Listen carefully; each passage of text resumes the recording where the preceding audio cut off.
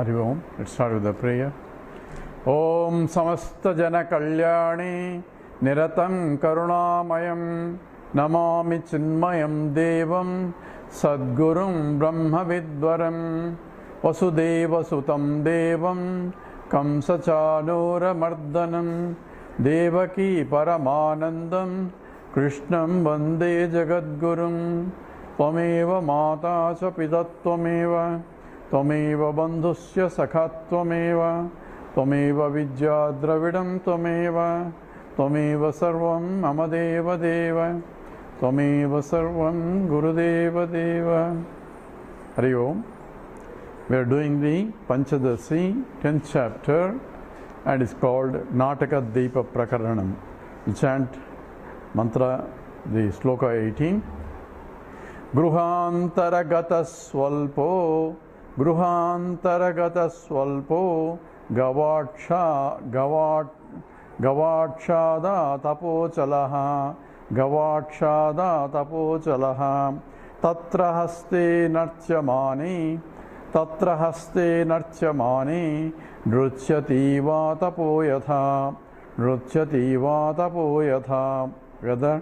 Gruhantaragata swalpo Gavachada tapochalaha Tatra haste nartyamani Nrutyati va tapoyatha. So here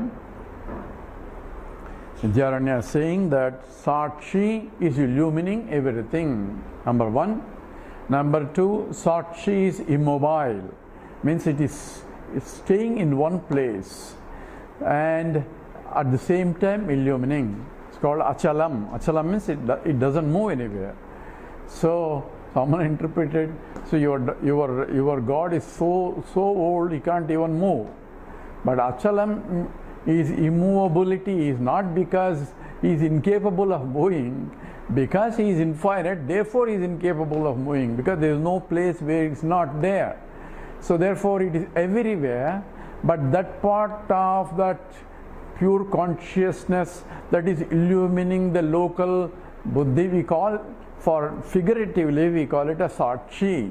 Sakshi is called witnessing consciousness. So the witnessing consciousness that is illumining the buddhi, and the buddhi is the one that is continuously changing, because my intellect continuously changes, and whenever it grasps an object, a thought rises in the mind. Therefore intellect is also undergoing a modification.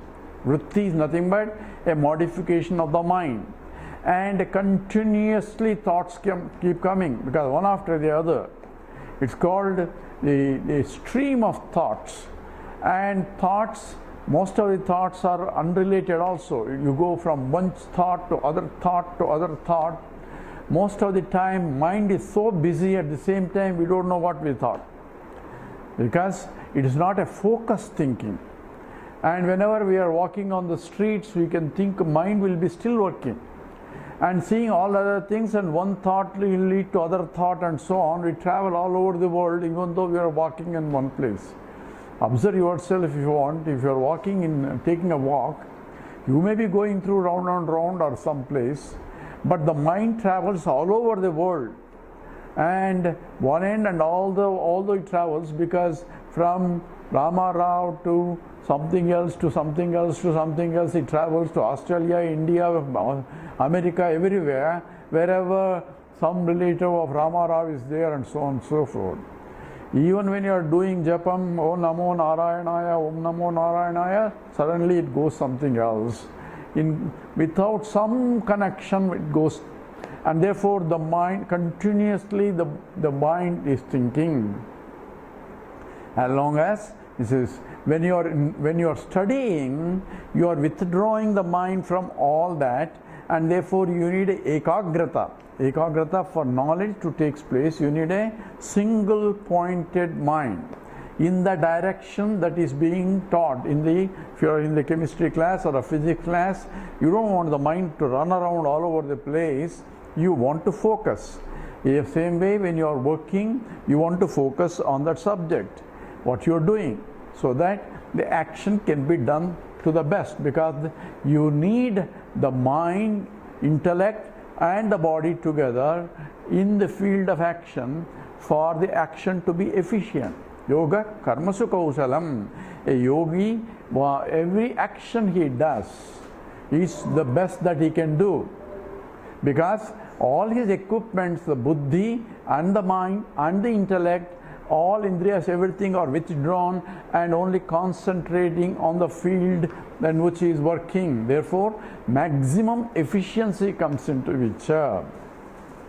And one can be proficient but not efficient if the mind is running all over, particularly if the mind emotionally attached to some place. So in the meditation, I want to meditate on that, but the mind runs away. Sir, how do I meditate? My mind is running away. So where does it run away? So it runs into different places where it has attachments. So that's why Krishna says, Yato yato nischarati manas chanchalam astiram. Because it is a known fact that manas is chanchalam. Chanchalam means chalam chalam. It keeps on going all over. Here says it's running all over, and therefore Krishna understands that. So yato yato nischarati manas chanchalam astiram tatastato niyamyaitadu. Bring it back to the focus attention. So this is a continuous struggle for those who are, because it runs to the place where you have attachments. That's what he said. So how do I get rid of that? There's a different technique here, it may not be relevant. One way to get rid of is, wherever it is running, bring the divinity there. See Lord there itself. In that case, you are shifting attention from nama rupa, names and forms that are related, into to the Lord who is pervading everywhere. And that brings yato yato nischarati manas chanchalam astiram tatastato niyamyaitadu. Then and there itself, wherever it is, bring it back to the seat, because there itself you see wherever your attachment, bring the Lord also there. So that's why we call it a naivedyam. Whenever naivedyam is you are offering something, what can you offer to him? Because he is already full. But patram, pushpam, palam, toyam, yome bhaktya. See, whoever gives me anything, because he doesn't depend on you, he wants only bhakti. So yome bhaktya, with bhakti, he wants you to offer, and what he takes is only bhakti only. You thank God he returns everything that you give, because a lot of people are waiting for that prasadam. So therefore, the idea is, even though I want to eat laddu, for example, or I want to eat this or that, make it beautifully, because there is a desire for me, but offer it to the Lord first.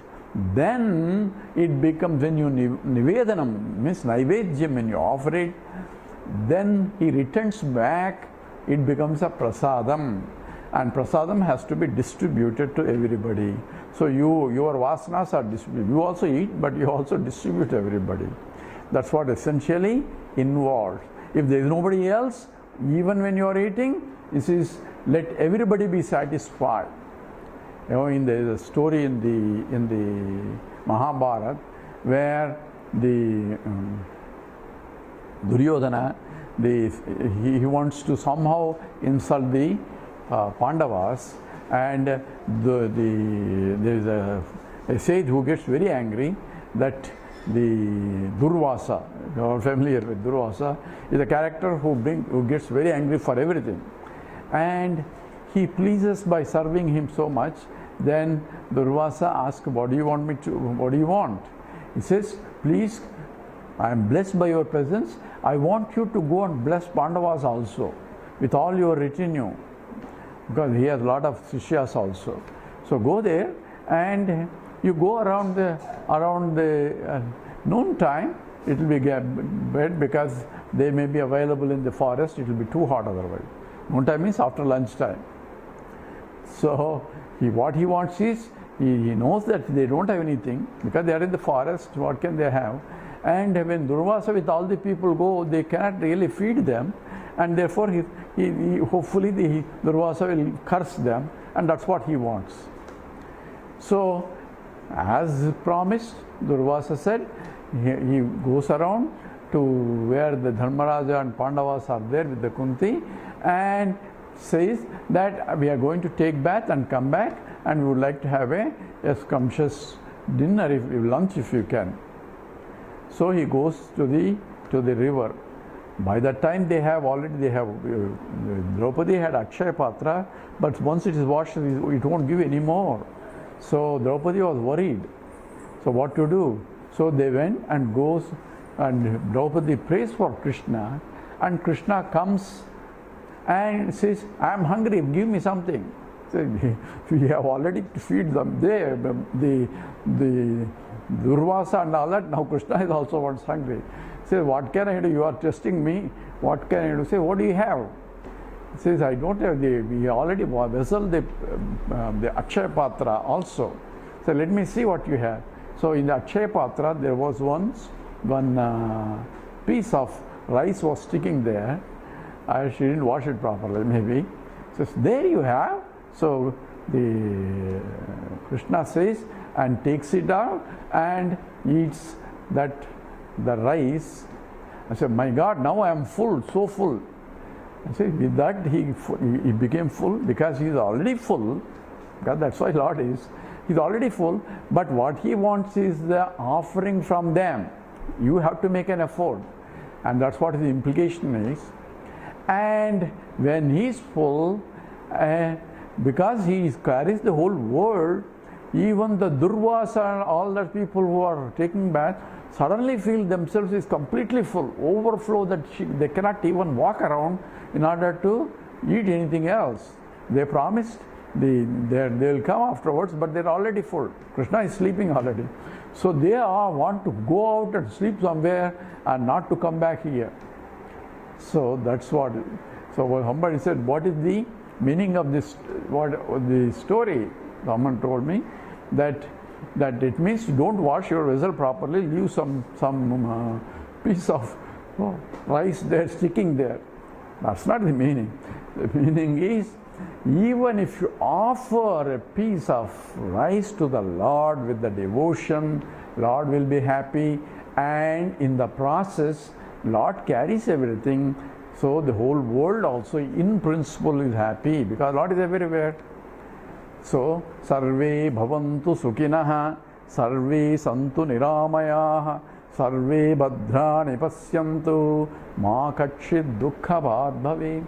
So my prayer is also not for myself, prayer is for loka kalyanam only. That's what we have to pray. So give me this, give me that. Don't go to the temple and big list. I want this, I want this, I want this, and so don't go there. Go for I want totality only. That's what the attachment versus the love for everybody means. It includes everybody, including your own relatives also. Sarve means everybody. So here they say Sakshi is constant and only the Buddhi is going around. Here this also a criticism of the Kshanika Vijnanavada of Buddhism. There is a Kshanika Vijnanavada, and they think that consciousness, flickering consciousness. So Sakshi is a consciousness, and they think that Sakshi is a flickering type. So now you have this one, and next moment is different Sakshi coming. So because it's so flickering so fast, it looks like movie. You have still pictures when it goes so fast. It looks like a continuity and you don't see it. In the same way, the Vijnanavadins consider Sakshi as a movie with a film where because of the continuous experience is there only because it's going fast, because that's why thoughts go fast, and I am conscious of every thought, and every thought is involving a flickering. Here is flickering is not due to the consciousness, it's due to buddhi. That's what it says here. Gruhantaragataha. So when you enter inside the house, there is a house. We discussed this before. The house is there. Antaragataha, that which enters through the house, where small hole is there and the light is entering. Ruhantargataha swalpaha Atapaha, Swalpa Atapaha. Atapaha means is the sunlight, small entering through the sunlight, and ray of sunlight. Achalaha is immobile, because sun is immobile in this reference state, and there is no movement of sunlight coming, it's coming continuously, and therefore a thin ray of sun is coming. Achalaha, immovable. Tatra, in that there is a haste nartyamani, hand is dancing in the background where the sunlight is going through, and when the hand is going, then you see light suddenly coming and going, lights are suddenly going. But that's not the appearance and disappearance of the sunlight. Sunlight is continuous, Sakshi. It's unchanging. At the same time, it is the hand that gives an impression for the one who identifies with the hand and sees that as though consciousness is moving. So, aste nartyamani, when the hand is moved, yatha atapaha nrutyatat iva. So, one experience as though light is moving, but light is constant, it is the hand that is moving. So, essentially, Vijnanavadins are wrong. There are other arguments also to say that it cannot be the Sakshi Chaitanya. Sakshi Chaitanya means one consciousness looking at it and then going. Another consciousness coming, looking at it, going. So it's like a hall is there, and one witness comes in, looks at how many people are there, and he goes. When he goes, another fellow will come and looks at all the people, records it and goes. Now, there is no problem. Only problem is how am I going to recollect, and who is going to recollect? A third fellow doesn't know the previous fellows have come and recorded.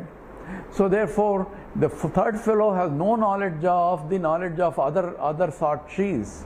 So I will not be able to recollect what has been experienced in the past, because it's a Kshanika Vijnanavada, Kshanika consciousness. So there has to be conscious entity who is conscious all the time and conscious of things that are changing. Since I am changeless, and whatever changing is only the buddhi or the thoughts. I am the knower of the thoughts. So Sakshi is all the time there. So what I need to do is, instead of running with the thoughts, I have to stand apart and look at the thoughts as a Sakshi. And the more I look at it, I am a changeless entity in the changing things, and the changing things can come and go, and therefore they do not bother me. So that what comes and what goes, and nothing will be, whatever comes has to go. Every thought will come. Day has gone, day has come. New day will come, new day. So what's the big deal?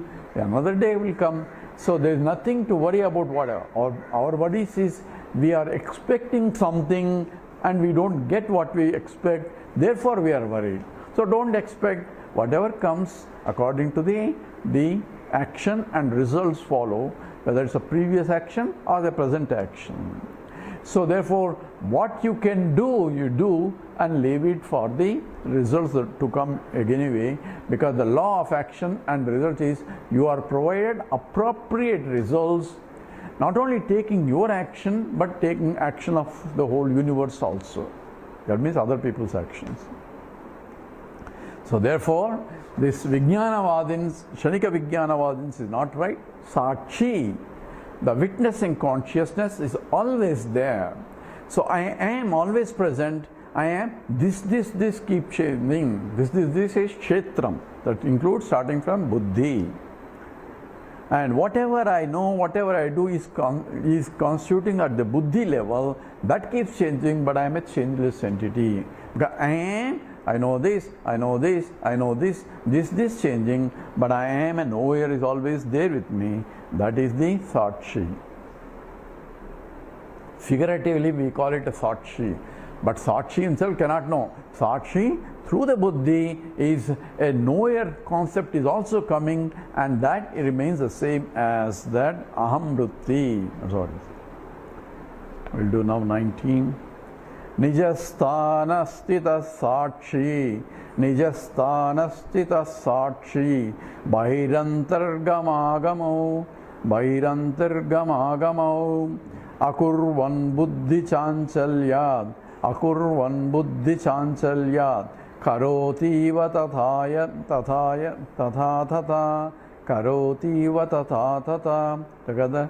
Nijasthanastiti Sakshi, Bhairantargamagamo, Akurvan Buddhi Chanchalya, Karoti va tatha tatha.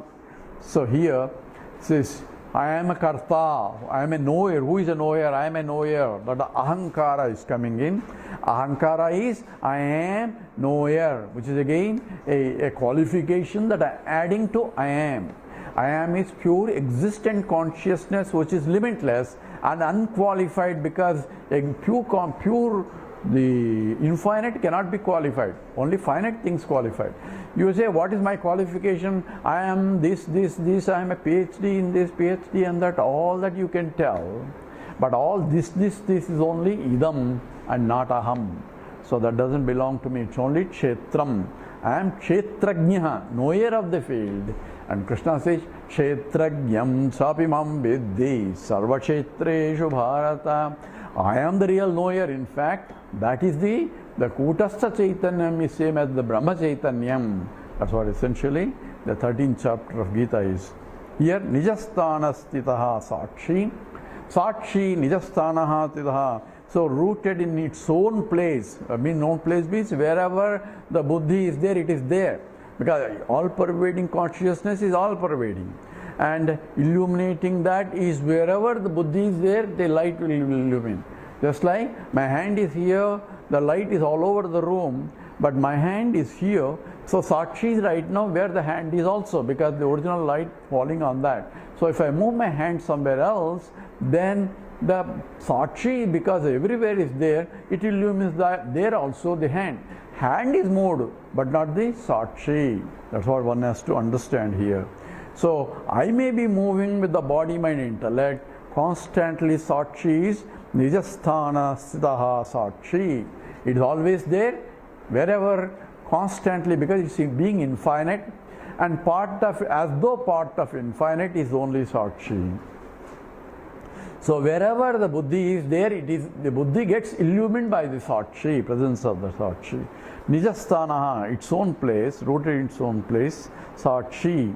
Bahihi antaha gama agamau. So inside, outside, movement, all that is only relative to buddhi with respect to the body. Bahihi with respect to the body, outside, when it goes and grasps the object. When I have the jnatrutvam, I am a knower, I am this, is inside. And also inside internal perceptions include I am happy, I am jealousy, I am that, where indriyas are not involved. I mean sense objects, senses are not involved. Without senses I feel I am angry, I am this one. There is no sense input, and that's called internal perceptions also. That's called antarha, antar vrutti. So bahihi antarha gama gamau. Continuously thoughts are changing, therefore buddhi is also changing. Buddhi is nothing but the thought modifications also, or the platform in which the thoughts are getting modified. Akurvan, Nijasthana Sthita Sakshi Akurvan. So even though Sakshi is not doing anything, so action is being done, because action involves a modification. I did before, I was not doing before, now I have done it. So I am modifying myself, now I am an actor, I am a swimmer, I am a walker, I am a eater. So these are the modifications of the body, mind, intellect. But when you say I ate it and claim that the ahankara, that is coming from the kartrutva bhavam. Kartrutva means doership, where buddhi, in the buddhi, a thought arises, I am the doer, I am the knower, I am the sufferer, I am the enjoyer, I am everything, I am, whatever experience, the experiences are changing, but I am an experiencer of the changing things. That notion is also another thought, and that also the kartrutva bhavam and bhoktrutva bhavam. Doership notion and enjoyership notion. He said, I want to enjoy. Who is that I want to enjoy? Sakshi doesn't enjoy. It illumines enjoyment. So itself doesn't get any affected by any enjoyment also, because it's constant. So whatever dance is going, the dancer may be getting sweating, and dancer may not be doing very well, and dancer may be doing extremely well. All that modifications are at the dancer level, but not at the deepam. The light has nothing to do with any of that. People may cry, people may be happy, people having party in that place, or people having a condolence message also. Everything illumines only. So it has nothing to do what happens there. So akurvan buddhi chanchalyat, because chanchalam, so the mind continuously moving around, karoti iva, so as though I am doer, iva tatha tatha. So that means then and there, whenever there is an experience of it, then and there, it says, I am doing this, I am doing this, I am doing this, I am the one who is talking, I am the one who is listening, I am the one who solved this problem. Every time I am claiming something, I am only taking the claim of the buddhi, mind, intellect. In my presence they are doing, but I am not doing. So that's why the karmani akarmayah pasyet. Krishna says, he is a buddhiman, who is the one who is really intelligent, who sees that I am a not doer in spite of doing going on. How can it go when you say he is doing it, the Swami is teaching it, or this teaching it, he is doing all that, and so how can you say he is not doing? Because says, I am a Sakshi, I am illumining the mind and intellect being done. Prakriti evacha karmani kriyamanani sarvasyaha. Yah pasyate tadatmanam akartaram sapasyadi. I am akarta. So akurvan, I am not a doer in spite of doing also. So akurvan buddhi chanchalyat karoti iva tatha tatha. So notion of that I am a doer, and therefore also the result, I am an enjoyer itself only at the buddhi level. Buddhi, body, mind, intellect level. But buddhi itself is a part of Prakriti, and Prakriti itself, Prakarshena, the Karyam, that means it's continuously undergoing modifications. That's the nature of the Prakriti. That's what Jagat is. Therefore, shift the attention to Sakshi that I am. That means I am part in the I am this. The whole teaching is I am this keep changing, but I am changeless because I am neither a doer, therefore I am not undergoing any modification. I am not even a creator also, because creation is also modification. But in my presence creation is occurring, so it becomes a vibhuti. So enjoy the vibhuti of the glory of the mind and intellect, provided the mind and intellect does the dharmic actions also. So dharma has to be followed by the mind by training. But I am a Sakshi, I am neither dharma nor adharma from my point. So anyatra dharma, anyatra adharma. I am neither belong to dharma or adharma. I am pure, uncontaminated, because asangaha, I am untouched by any of the actions. So that's why Krishna says, Maya tadamidam sarvam jagad avyakta murtina. I am the one who pervades everything, like a Kutastha Chaitam or Brahma Chaitanyam. And this whole universe I am pervading. At the same time, I am Maya tadamidam sarvam jagad avyak mastani sarva bhutani. All beings are in me. So each being with his own intellect doing something, other fellow doing something else against this fellow, all this going on here. But I am unaffected by them. The mastani sarva bhutani nacha aham teshu avasthitaha. I cannot be changed. Their avasthas do not belong to me. It's only super buddhi problem is buddhi problem, his individual problem is individual problem, even though they're all in me. So I'm unaffected by them because asangoham, asangoham, asangoham, punah punaha. I am untouched by any of this. And therefore, I am pure Satchidananda Swarupam is what has to be claimed now, shifting my attention from I am this, that is the ego, to I am part in this. Even when this is there, using this, I go beyond the this part to claim that I am part. Do 20 now. Nabhya-nantara sakshi, Nabhya-nantara sakshi, buddhi